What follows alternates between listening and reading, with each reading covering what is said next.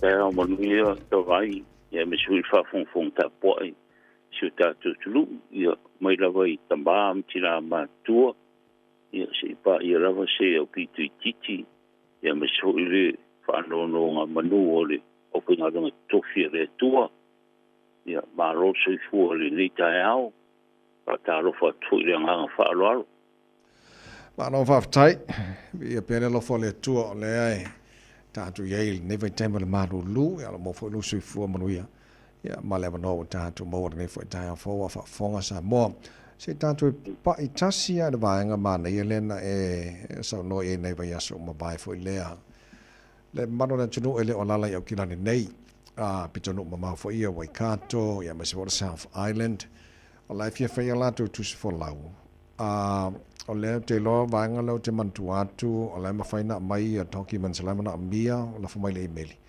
O le mela uma na whai wa approve vaenga uma, en whaana sendi ala tau le tusi whalau eo no maleo mai piki atu. Ia, o le sao lea, whamata. Ia, whaftea te vai, ta upta ua no le vava mao me ua whioi,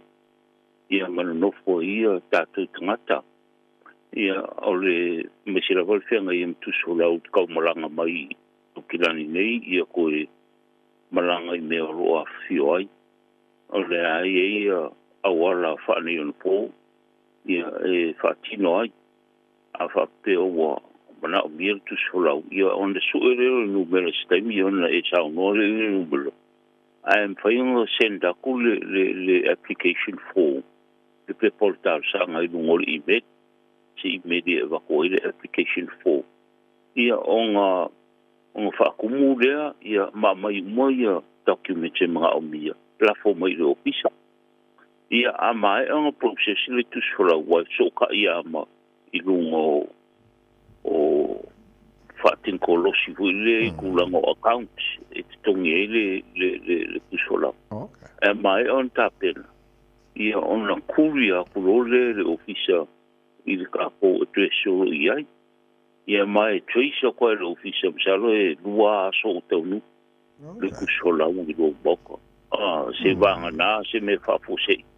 ia sa wale piki mo e maranga ia sa mo le wala fa ngo fira ma le o le fa nga le telefoni e va ko le po ia se ibe ia o so ia le la ko mai documents ia va bea e a ko le so o ko le ya mai ang process e lua so ko ngu kuia e fa pole foi nei ni si va pe I la popule go e de ai trace ko ele ofisa o ko ngu le ku sola pai kuia e tu langa la o ko ke la e o fa ngana a wala se a wala fa ngo ki nga yo ka ko pe o tu langa tu sola ta va ma no tai so e pawala me la utau whanolongo atu ia ato umai a documents ala mana bia po pepa fo e process ai letus whalau alo nga mai mai a send mai le email ia on fatino lo to ngalwenga to e send letus whalau pe a mai fo ile ngalwenga io a ko me a fo kus whalau expire ia la fo mai kus whalau mo te whangau ma te lua ia ma vai le form le ola foku I le email ia se ngi se fai fe au ia pos kanga ka fa ma ngi le oi se forma I se fai a onga kanga ka aro ia fu ile ni se le ia se fai fe au sa mo ai o se vanga o ro ku se fai fe au parangi ia o se ngi me ia a ko ma ya forms nga ia e ka malanga mai e mana foku le I ka hokuria. Ma no whaftai, ta lesi mai ngau te lafo ina whea lau saunoanga nei porkalame o ma mai atu fwene le o tūlanga le tā ua le whai o le travel insurance. Ia a taru te tiloanga I vaenga nei o travel insurance. Ia wā amalanga mai le tunu mai sa mo I toro New Zealand nei. E le mai lo tātou paran me tupu I New Zealand nei. Ia me sa lawana I o tātou mātua whapena fo I tātou pe amalanga I sa mo. Te lo tasi lea manga tāu fo lili no fauta le o le tunu wā. Ia e ka ua te rea ua e ka siare lu ka ua o whea ngai mari tātou ofisa.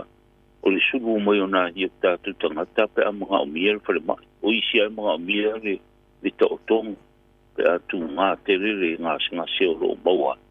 ia ai le ai se so to tupe mo ko ka ko pisa o le mena le o le i le o ka o le travel insurance se ka o ina ia sile e mo e faisi fa popo i ngoro ma le tau le pasese a le me ka o le pui ai o i fa la ve kupu ia o lo kom fai ka ko malo ina i fa tu mo le healthcare insurance scheme ia o lo ka o ko ngai i ta ia rama anga bakau ni si o vai nga pa fai a pula i mai ia o pa ku inga le kulanga o ngol ka o kele ta o ele nga kai i ta to tunu e maranga mai ni si a o e fu i maranga ku mai ni si le o sa mo io i le insurance la le ia inga ia pui ai so i fu le nga kai ni si ni ia sa mo ia e ka o kele la le o mai ia aro pui le travel insurance ia poli insurance le pe au dia le fa mo se ka ko maro pe ko le mai ia pui o mai se ta tu no me se lava ngai o ka ko ma ko o se mai ia ia ni kula ko ngase fe ngai mara ko no fa tai o lo to ga lo va no male trade commissioner ta to malo sa mo ia o le ase vai ngala telo ia ile telo ta to o lo fo i lo mai sa mo o le leile sa pala mai te lo wa fo ia fa ta un ta to no i New Zealand nei ia o lo wa maka fo nga ko le ka ko ka ro le wa mai mali ia o nga o lo wa pa nga so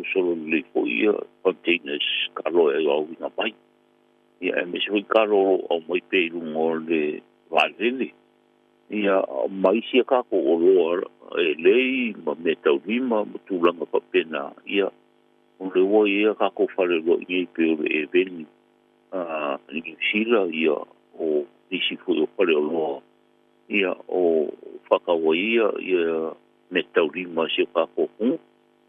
ia le nganga fia tawai ia o lo mai tau lina lava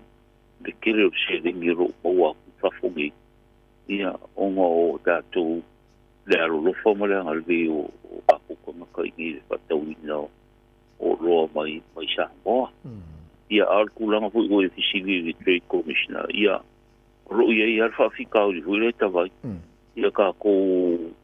alwa soi karuai ia ngari pokia mai e ko ini i ve singa kupu mai ia onga ua kele fu ile ka mo le ava ia makulanga pa pena le ka ke la pata i tua au fa fong mai ia e o ngaru ia pa vai kai maranga tu wa inga mare ko maranga mai ia fa nga ka ule ava mo ai me se o inga ia